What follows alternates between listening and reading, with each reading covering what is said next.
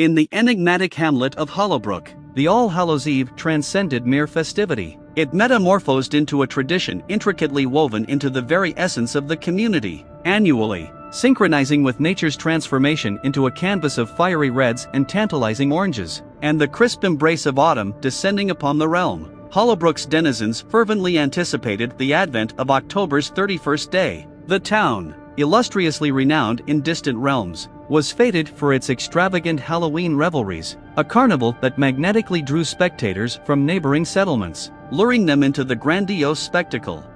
Yet, this year, a peculiar buzz flitted through the atmosphere, a melange of exhilaration and disquiet, an unsettling undercurrent swirling beneath the town's facade. Murmurs of peculiar incidents and spectral sightings propagated through Hollowbrook akin to wildfire, intensifying the anticipation for the forthcoming Halloween night.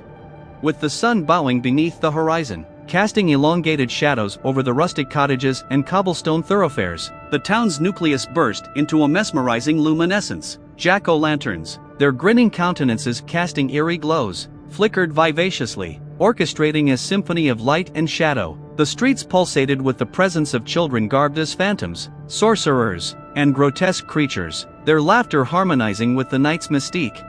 Amidst the revelry, an intrepid cadre of companions, Sarah, Jake, Emily, and Mark, resolved to investigate the enigmatic manor situated on the town's periphery. The decrepit mansion, shrouded in rumors of specters, had languished in abandonment for epochs, casting a profound, ominous pall over Hollowbrook.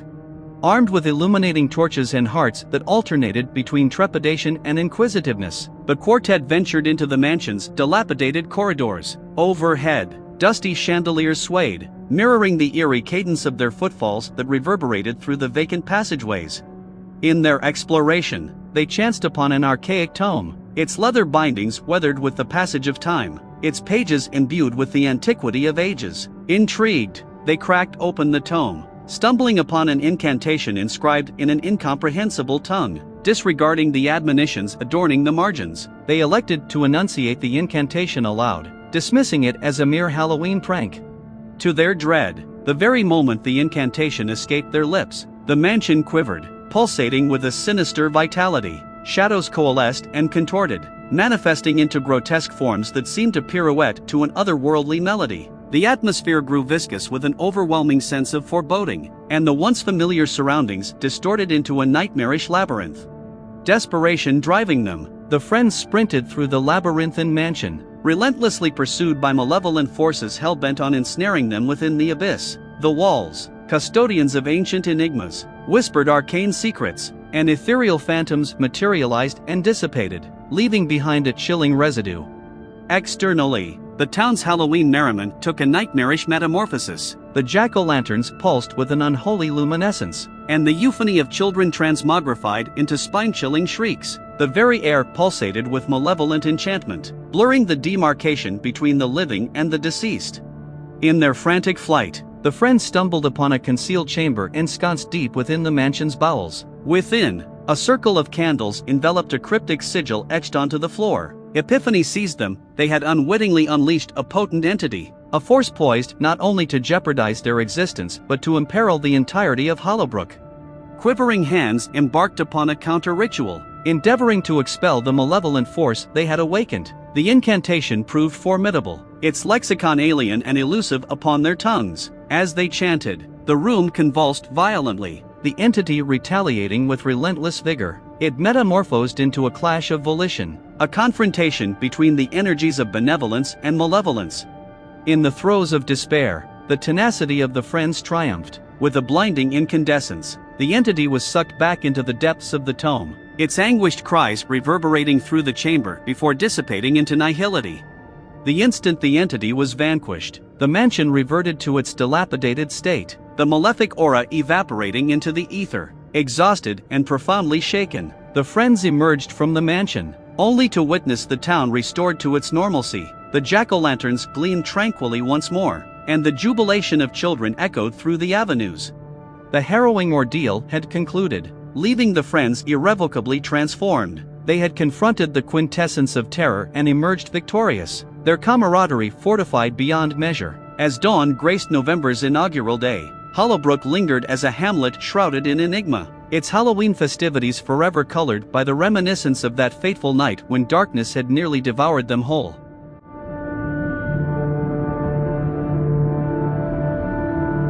Once upon a time, in a forgotten corner of a dense, foreboding forest, there lived an evil witch named Morgana.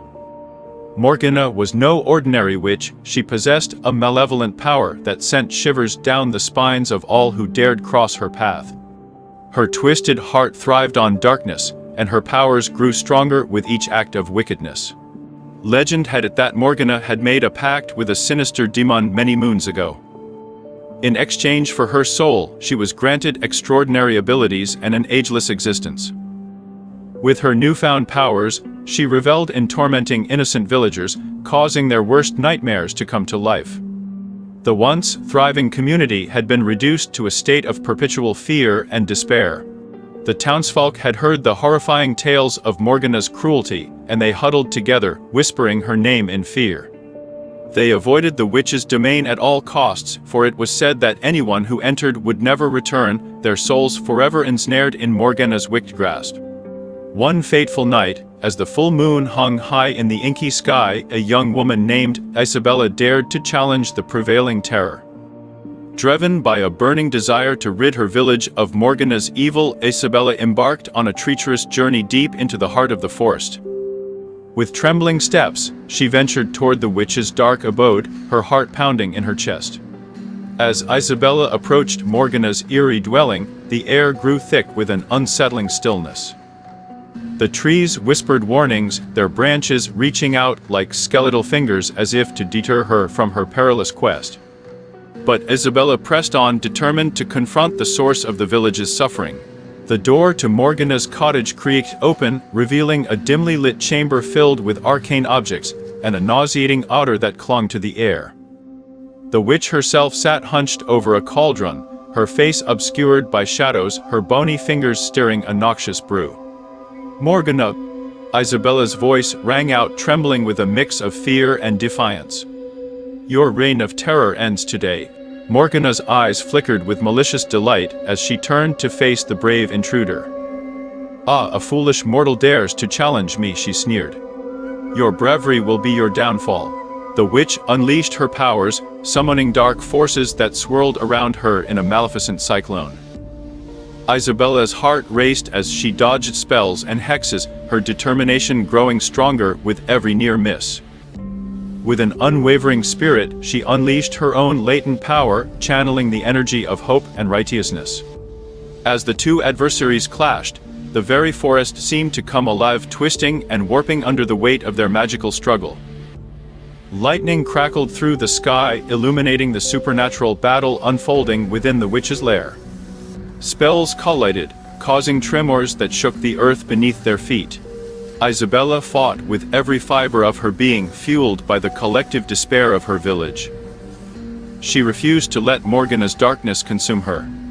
With a final surge of strength, she managed to break through the witch's defenses, sending a blinding beam of light straight into Morgana's black heart.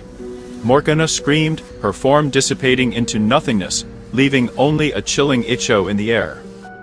The curse that had plagued the village for years was broken, and a wave of relief washed over the townsfolk as they realized that their nightmare was finally over.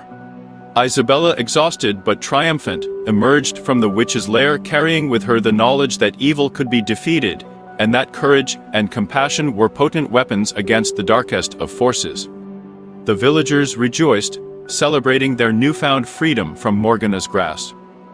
But whispers in the wind told tales of Morgana's lingering presence, hinting that her wicked spirit might one day return to seek revenge.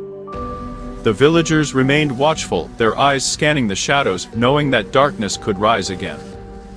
And should it do so, they vowed to stand united, ready to face any evil that dared cross their path.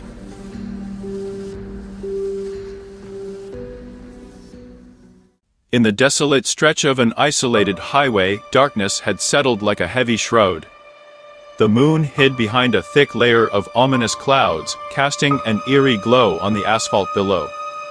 A chilling wind whispered through the trees, carrying with it a sense of foreboding. It was on this fateful night that a young couple, Sarah and David, embarked on a journey that would forever change their lives. They were driving along the winding road, their headlights cutting through the gloom. Sarah's hands clutched the steering wheel tightly, her knuckles turning weight. David sat beside her, offering words of reassurance as the tension in the car mounted. Suddenly, a dense fog rolled in, blanketing the road ahead. Sarah slowed down, squinting to make out the faded white lines that marked their path. But as they pressed on, the fog grew thicker, obscuring their vision. Panic began to grip them both.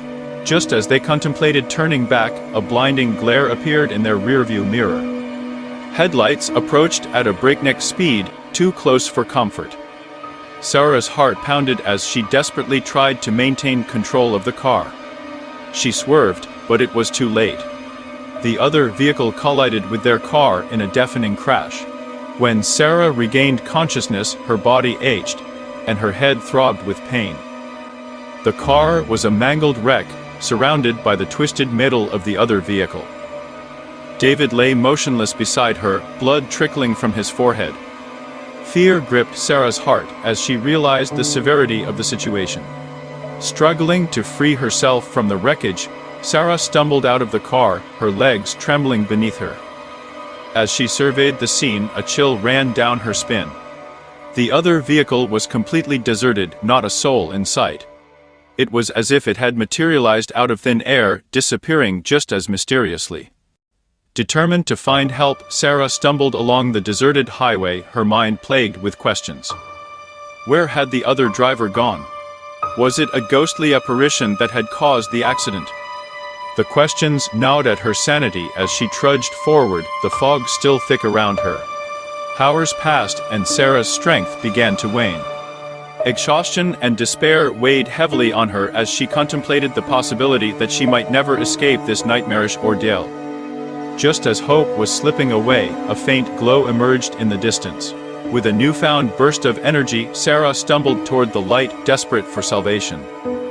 As she drew closer, she realized it was a roadside diner, its neon sign flickering eerily against the night sky. Relief washed over her, a glimmer of hope in the darkness. Entering the diner, Sarah was greeted by an elderly woman with a warm smile. She explained what had happened, her words tumbling out in a rush.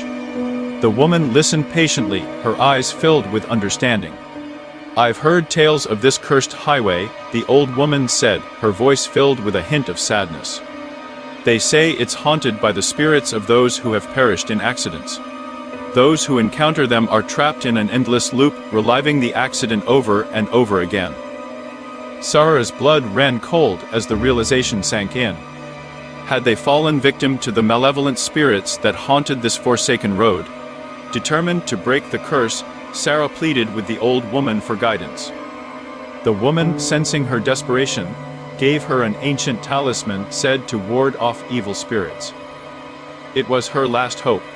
Returning to the wreckage, Sarah clutched the talisman tightly, reciting words of protection she had memorized. With a surge of courage, she placed the talisman on the hood of the car and closed her eyes, visualizing the release from this haunting ordeal. As the words left her lips, a blinding light enveloped her, causing her to shield her eyes. When she opened them again, the wreckage had vanished, replaced by an empty fog-free highway. She was free. Tears of relief streamed down Sarah's face as she made her way back to the diner, where the old woman awaited her. She thanked her profusely for the talisman and the knowledge she had shared. The woman smiled knowingly and whispered, "Remember, evil lingers where darkness thrives.